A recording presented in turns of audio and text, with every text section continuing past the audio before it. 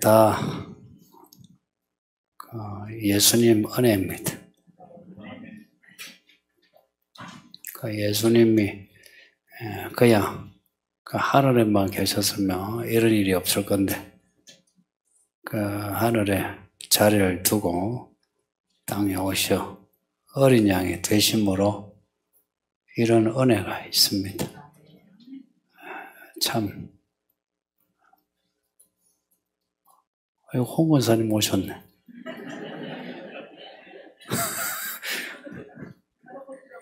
지난주에 안 보였는데 목소리가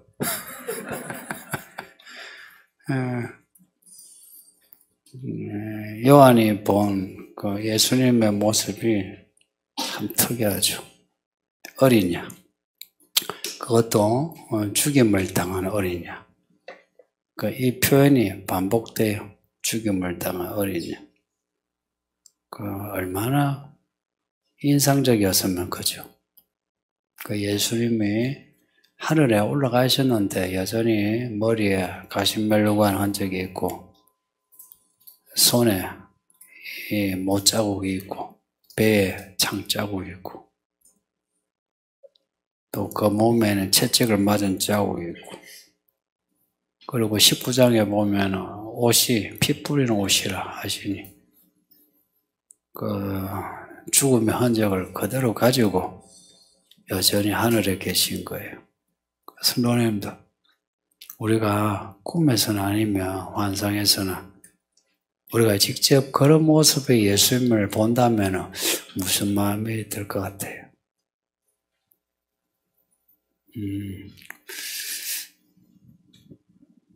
되게 감사하기도 하지만 참 죄송한 마음 들지 않을까, 그죠? 저 죽음이 날 위해 가지신 흔적이라니까. 하늘에는 이런 예수님을 찬양하는 소리가 가득합니다.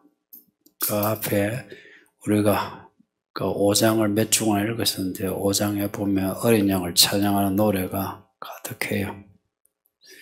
죽임을 당한 어린 양은 능력과 지혜와 힘과 존귀, 영광, 찬송을 받기에 합당하다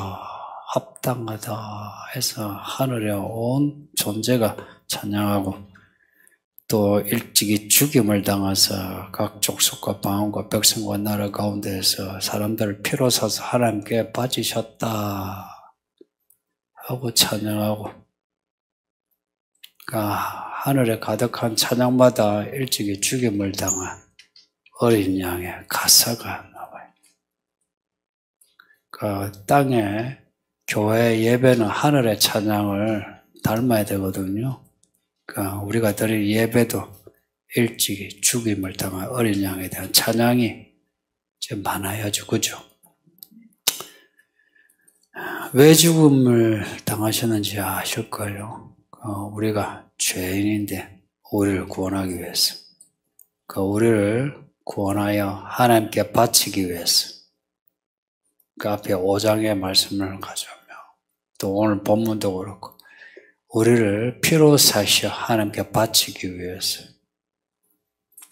우리가 지금 이렇게 예배하는 거 예수님이 피로 우리를 사신 증거입니다. 우리는 이제 예수님 겁니다. 예수님 것이고 그리고 하나님께 바쳐진 예수님 것이에요. 그럼 어떻게 살아야 되느냐? 이게 우리에게 주어진 과제입니다. 그 물건마다 어느 회사에서 만들고 그 물건에 그 상표가 있죠. 그래서 옷을 사든지 신발을 사면 그 상표 혹은 브랜드가 있죠. 똑같아요. 예수님이 우리를 사셨다. 그 물건을 사다는 그 단어입니다. 우리를 사셨어요. 사셨으니 예수 믿는 사람 물건의 브랜드처럼 우리도 브랜드가 있는 거예요. 예수님의 브랜드가 어린 양입니다. 단지 그 기호로서 어린 양이 아니고 어린 양의 삶과 죽음, 부활이 있는 어린 양이에요. 그 비싼 브랜드, 그 입거나 신는 사람 브랜드를 숨기지 않죠, 그죠? 자랑하잖아요. 여기 자랑하든지, 여기 자랑하든지. 예수님의 브랜드가 값으로 매길 수 없죠. 그 값으로 매길 수 없는 그런 가장 귀한 브랜드, 그런 브랜드를 우리가 가졌으면 숨길 수는 없죠. 이제 그걸 드러내야 돼요. 오늘 본문 1절에도 어린 양과 함께하는 13만 4천의 성도들의 이마에 브랜드가 새겨져 있어요. 어린 양의 이름과 하나님의 아버지의 이름이 브랜드처럼 딱 새겨져 있어요. 그래서 누가 봐도 이 사람은 어린 양의 사람이다. 하나님의 자녀다. 알아요. 그럼 우리가 그러면은 어린 양의 브랜드, 하나님 아버지의 브랜드, 나타낼 수 있는 브랜드가 뭐냐? 그 교회에 나오는 것도 브랜드고요. 교회 집사도 되고 교사도 되는 것도 브랜드 맞아요. 또 다른 사람들 회식하고 놀러 갈 때 제 예배 드리러 가야 합니다 하고 예배하는 것도 브랜드고, 혹은 나는 예수를 믿어서 술, 담배 안 해요 하는 것도 브랜드고, 그 브랜드일 수 있는데, 이제 그런 브랜드, 그런 로고는 진짜 로고는 아니에요. 예수 믿는 사람의 진짜 브랜드, 통일된 브랜드는 어린 양이에요. 예수님의 어린 양처럼 그렇게 사셨고 죽으셨다. 이제 그 살아있는 브랜드. 그걸 우리도 가져야 하는데. 근데 한 번씩은 이제 그게 예전이에요. 그 구약의 성전에 제사 보면 양과 염소는 항상 호환돼요. 그 양 아니면 염소 아니면 양이에요. 근데 그 왜 굳이 요한계시록에는 어린 염소는 없고 어린 양만 있을까요? 어린 염소 하면 좀 이상하죠. 왜 이상할까? 옛날에 염소도 들어졌거든요. 옛날에 그 속죄일에, 대속죄일에요. 염소 2마리, 어린 양 1마리 이렇게 바쳐요. 그러니까 양도 바치고 어린 양도 바쳐요. 염소도 바쳐요.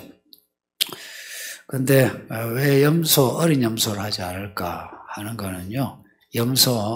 어린 양을 2마리 혹은 10마리 이제 갖다 놓고 염소는 2마리만 갖다 놔도요. 바로 표가 나요. 염소 2마리 갖다 놓으면 서로 박치게 해요. 보셨나요? 뭐 동물농장 이래 보면 염소는 저것끼리서도 그렇고요. 뭐 개나 아니면 닭과 갖다 놔도요. 염소는 그냥 뭐 이랬잖아요. 앞발을 들고 내리찍는 그렇게 해요. 양은 그렇지 않죠. 양은 서로 그렇게 머리를 들이받고 하질 않는데, 양은 목자를 찾는데요. 이렇게 보고 목자가 보이면 그 목자만 쫄쫄쫄쫄쫄쫄 따라다니고, 그리고 그 도축할 때 있잖아요. 도축할 때도 염소는 사지를 묶어야 돼요. 근데 양은 그냥 딱 안고 그냥 죽이면 그냥 죽는데요. 또 양털 깎는 것도, 양털 깎는 거 다큐 많이 나오죠. 그냥 그 주인이 그냥 안고 무릎부터 이래 하면은 이게 하나로 이렇게 연결돼 가지고 다 깎인대. 하는 동안에 꼼짝을 안 해요. 애들 이발할 때 어떻게 합니까? 근데 그 양은요, 그 다 깎을 때까지 진짜 가만히 있대요. 그 예수님이 왜 그 심판날 말씀하면서 양과 염소를 구별하시면서 양은 오른쪽에 복을 주고 염소는 왼쪽에 벌을 주는 영생과 영벌로 이렇게 말씀했어요. 왜 양과 염소라고 말씀하셨을까? 예수님이 어린 양이신 거라. 그리고 예수 믿는 사람도 어린 양 같은 성도가 되기를 원하시지 어린 염소 되란 거 아니에요. 그 교회 안에 염소 같은 사람이 가끔 있죠. 만나면 항상 서로 뭔가 경쟁하죠. 직업도 경쟁하고 또 돈 버는 것도 경쟁하고 자식도 경쟁하고 운동 실력도 경쟁하고 생긴 것도 키도 경쟁하고 진짜 이거 의외로 많아요. 그 염소 스타일이에요. 그 양은 아니고 항상 목자를 찾아가지고 그 양이 목자를 알고 목자가 양을 안다 그러죠. 그래서 그 목자의 음성을 듣고 따라가려고 해요. 또 이제 어린 양이라 이 이미지가 앞에 5장에 보면 사자가 나와요. 유다 지파의 사자, 라이온. 예수님이 사자 지파거든요. 그리고 사자같이요. 예수님이 그 복음 전하실 때 보면 진짜 사자후로 복음을 전하셨어요. 복음을 전하는데 포기라는 게 없었어요. 산상복음 보셨죠? 얼마나 길어요. 말씀을 진짜 끝까지 전했어요. 그리고 사람에 대한 관심이요. 끝까지 있어요. 예수님 적당히 하고 치아부라 이런 게 없어요. 예수님은 사자처럼 물며 이기고 이겨나가는 그런 사자 모습인데 근데 5장에서 유다지파 사자 딱 한 번 나오고 그 다음에는 전부 어린 양이에요. 예수님이 사자 같은 분이시거든요. 그런데 우리를 구원하기 위해서는 도살장에 끌려가는 어린 양 같은 그런 모습이셨다는 겁니다. 그 사자보다 더한 분이죠. 하나님 아들이신데 창조주신데 근데 우리를 구원하시는 데 있어서는 스스로가 도살장에 끌려가는 죽임을 당하는 어린 양이 되셨다. 억지로 된 거 아니에요. 스스로 기꺼이. 이런 예수님을 진짜 믿는 사람은 어떻게 예수님을 믿겠어요? 예수님의 로고가 어린 양이니까 어린 양처럼 믿어야죠, 그죠? 그 4절 보면 그 어린 양처럼 믿는 14만 4천 그 구원받는 사람들의 상징수죠. 14만 4천이. 그러니까 이들이 어떤 사람인지 이렇게 말씀해요. 어린 양이 어디로 인도하시든지 따라가는 사람들이다. 그 어디로 인도하든지 거기 이제 괄호를 넣어서 끝까지 따라가는 사람들이다. 그러니까 이들은 예수님이 누군지 알아요. 또 예수님은 이들을 알고요. 양이 목자 알고 목자가 양을 아는 것처럼 서로 알고 예수님은 이끌어 가시고 이들은 따라가고 어떻게 따르겠어요? 막연하게 교회만 다니는 게 따르는 건 아니죠. 여기 오면 성경 읽고 설교 듣죠. 이제 이렇게 읽고 듣고 하는 거예요. 그리고 그 내용에 순종하는 거예요. 이 순종하는 게 지킨다는 거예요. 그 말씀을 순종하는 거예요. 요한계시록에는 이렇게 말씀을 읽고 듣고 지키는 것에 대해 1장에도 말씀하고 1장 3절에서 그 22장 끝에도 말씀해요. 그러니까 요한계시록 처음 시작하면서 그리고 요한계시록 끝에 이제 결론으로 똑같이 이 말씀을 지키는 자가 복이 있다. 그럽니다. 고로 어린 양을 따른다는 것은 그 말씀을 읽고 듣고 행하는 거예요. 그렇게 행하는 사람이라야 끝까지 따르지. 만일에 말씀 읽고 듣고 행하는 걸 놓치면 그냥 교회만 왔다 갔다 하고 뭐 집사하고 장로하고 목사하고 그렇게 하면 교회 다니는 게 헛됩니다. 구약 이사야서에 있는 말씀처럼 예배를 드리긴 하는데 성전 마당만 밟고 가더라. 똑같이 예배당만 왔다가 가더라. 이렇게 돼버려요. 그러니까 그런 사람은 사실 얼굴에서부터 그리고 말과 행동에서 이미 나타나요. 이 브랜드는 눈에 바로 보이는 거예요. 예수를 잘 믿는 사람은 사실 얼굴에서도 나타나요. 말 몇 마디 들으면 알 수 있고 행동 거지 딱 보면요. 예수 믿는 사람 표가 나요. 근데 예수를 잘 따르지 않은 사람, 아까 말한 염소 같은 사람은 바로 염소 티가 나요. 어린 양은 어린 양의 티가 나요.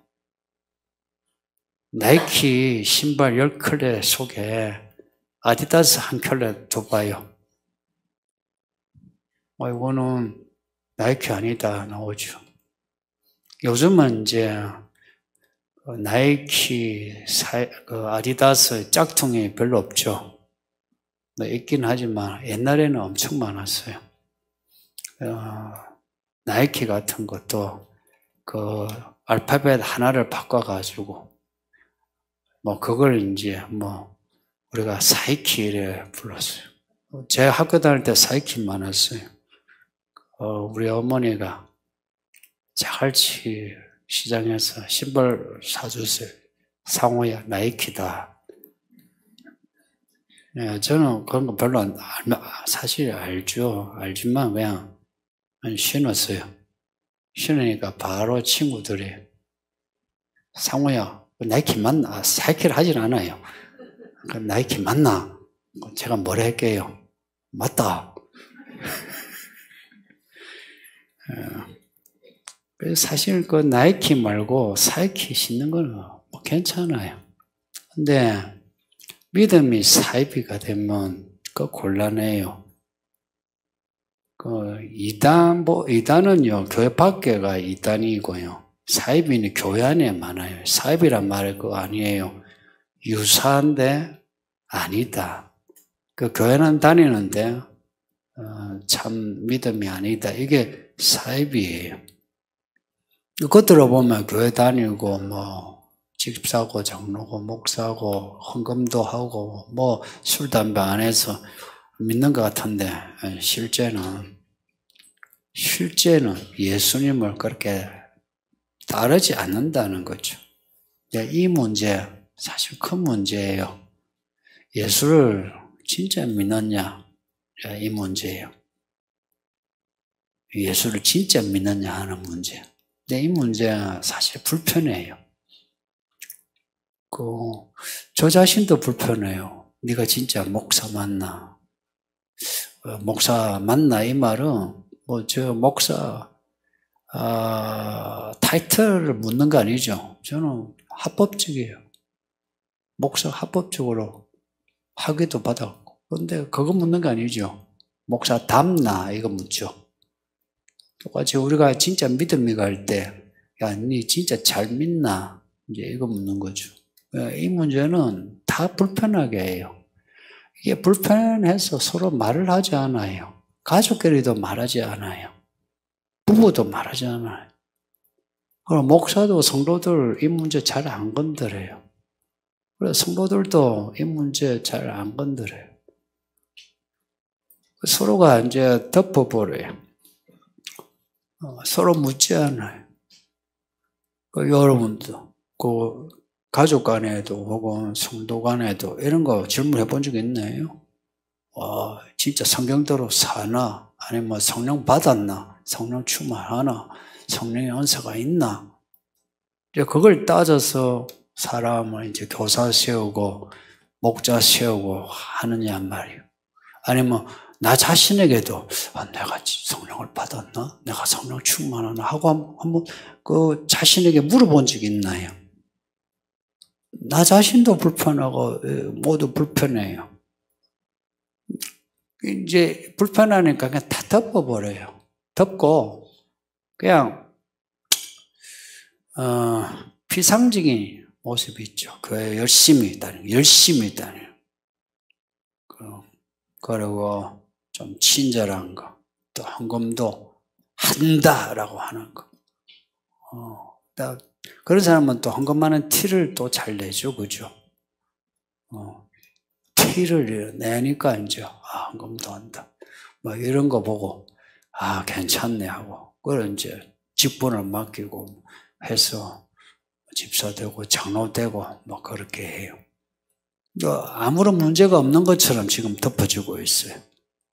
실제 이 문제 그렇게 많이 안 드러내요. 그래서 다들 별로 문제가 없어 여겨요. 만약 이 문제를 이제 드러낸다, 목사라도 이렇게 해집고 이제 칼을 이제 들이대면 성도들이 다 싫어해요. 이렇게 해서 뭐 살다가 뭐 죽을 수 있어요. 근데 죽으면 끝이냐? 아니에요.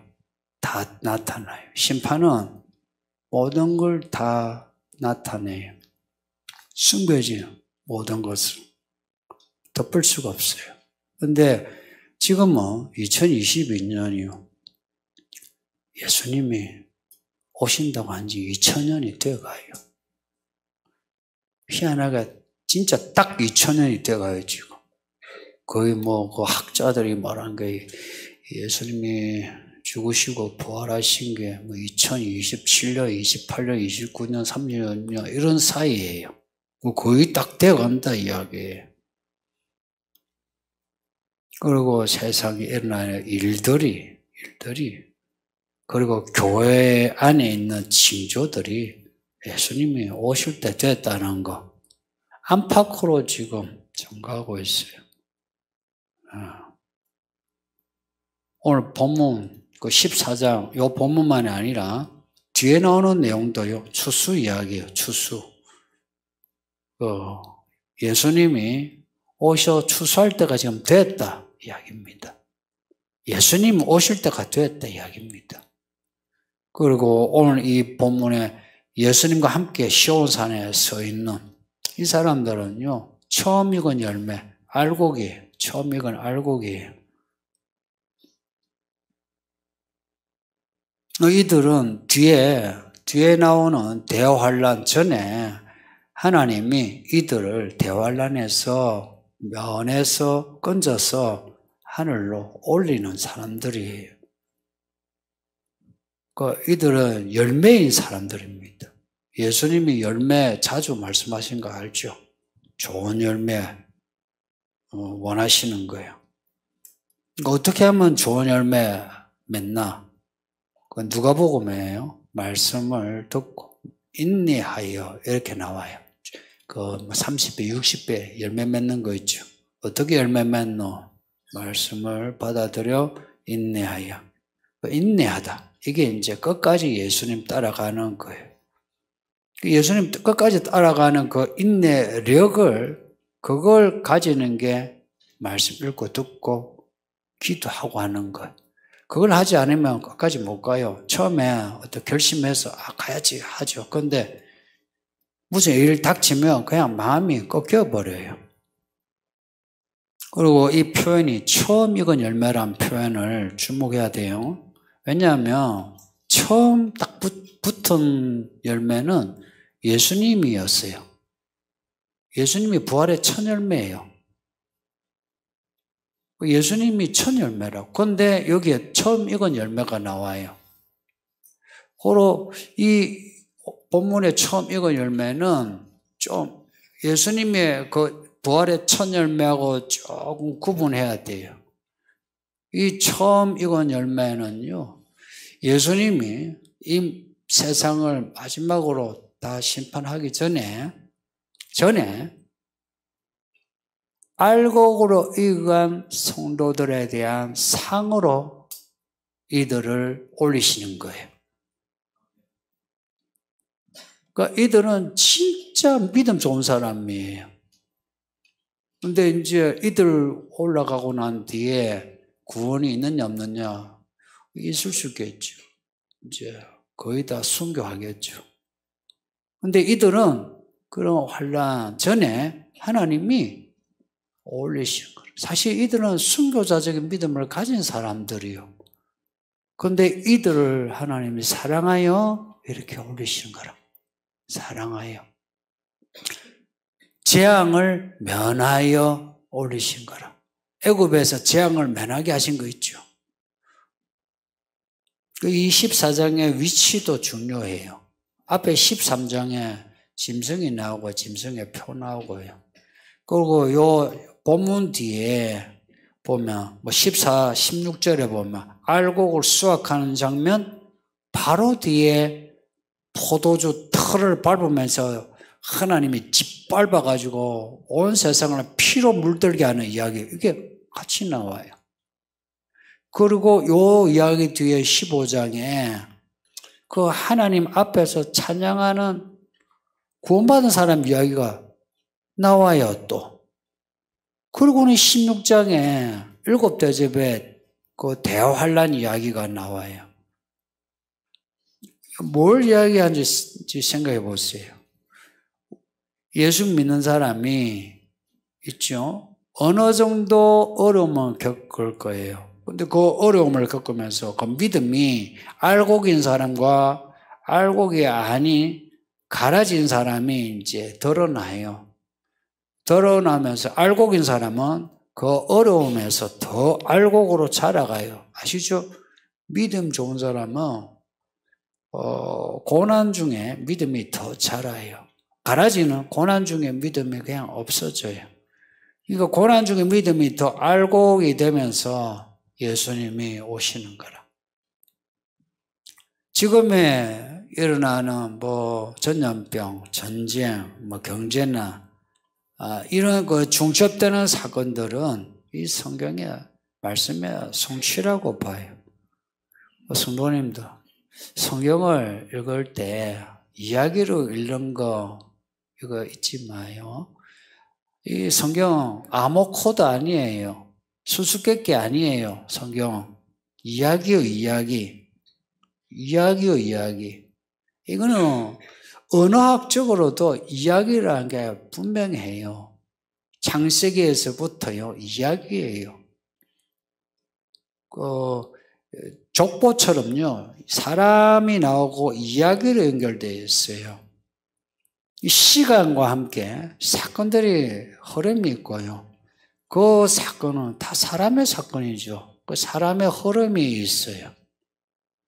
그 흐름을 우리가 보고서 읽어야 돼요. 왜냐? 결국은 그 흐름이, 그 옛날의 흐름이 거기 다 모아져 장차 완성되는 이야기예요.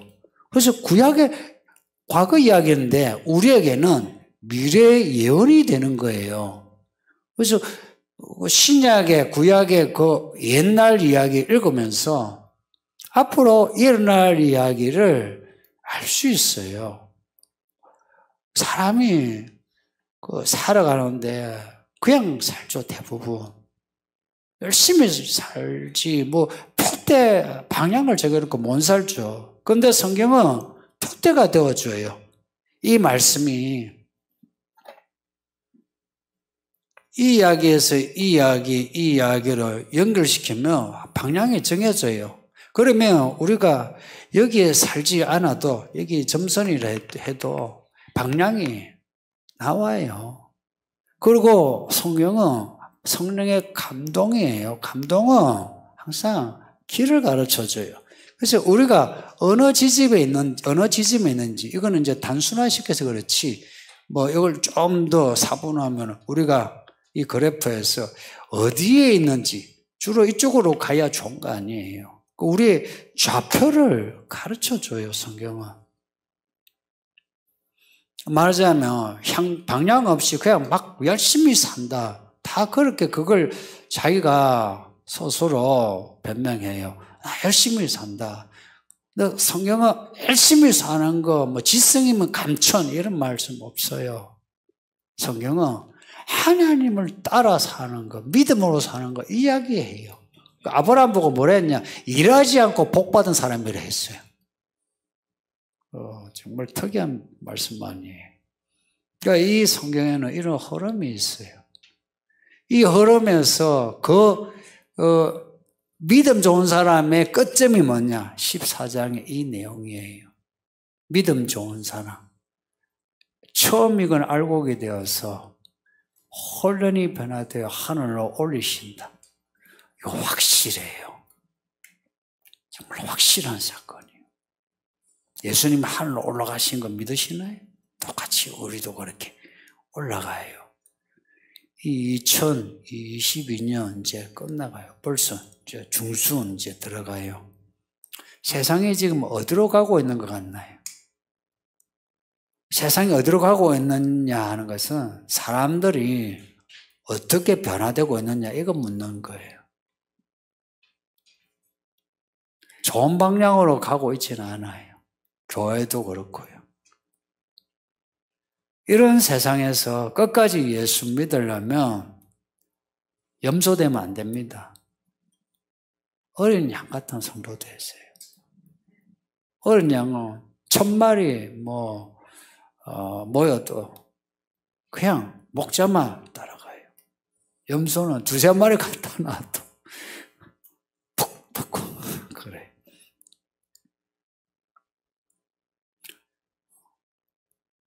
도살장에 끌려가는 어린 양처럼 죽으셨다 하죠. 예수님이. 그러니까 어린 양 같은 사람은 이런 거예요. 진짜 악한 세상에 와서 사로잡혀야 할 때 피하지 않고 사로잡히고 죽어야 할 때 죽는 그런 믿음이에요. 지금은 그런 시대는 아니죠. 그럼에도 그런 각오 가지고 사는 거예요. 교회 안에서도 그런 각오로 서로에게 이렇게 숙여주고 양보하고 또 손해도 보고 자기 고집도 꺾고 섬기고 가정에서도 부부간에 또 그래요. 알죠? 부부가 깨지면 남이요. 그리고 같이 살아도 마음이 깨지면 남이요. 그러니까 여기 부부들 그 부부가 제일 잘 지내니까 자녀 교육에 제일 좋죠. 그러니까 우리 부부들 싸우지 마소. 싸우지 말고 하여간 이 고리가 우리는 일심동체라는데 동체 안 되거든요. 사랑의 고리로 하나가 되는 거지. 그렇죠? 이렇게 하나 돼야 돼. 지금은 부부싸움 할 때 아닙니다. 시대가 부부싸움 할 때가 아니다 이야기입니다. 부부싸움 하지 말고 어쩌든지 그냥 남자들 직장에서 죽었으면 집에서도 죽으세요. 그러면 부활합니다. 여자분들 우리 남자들 적당히 봐줘요. 그리고 주님처럼 잘 모셔주고 부부싸움도 하지 말고 어린 양처럼 예수님 따라가는데 전념합시다. 말씀을 주신 하나님께 감사합니다. 말씀 생각하면서 기도합시다.